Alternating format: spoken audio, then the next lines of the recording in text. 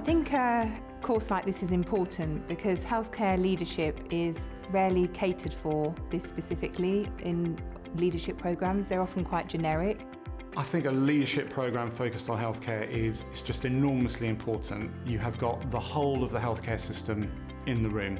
You've got people in leadership positions across the globe in lots of different roles and lots of different organisations. And it's a really powerful experience, being in a room with a group of people where there's trust, where there's a facilitation of learning, in order to leave that room and to leave that process in some way changed and transformed. As a healthcare leader, you have to lead with your heart and your head. And the sessions were amazing in exposing the participants to world-leading experts who were able to talk about the technical skills of leadership.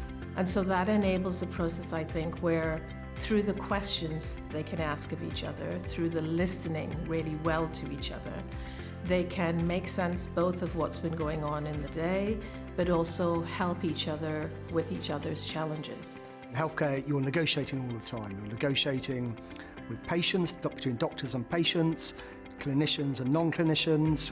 You're negotiating with lots of stakeholder groups, hospital boards, governments, and it's a really, really powerful leadership trait. So in my session, we look at some of the key principles of negotiation and specifically how they can be applied in the healthcare environment. I really was reminded of the courage that we in leadership in the health sector really have to go up against these huge global mega trends. What was great here were the practical tools that we were given.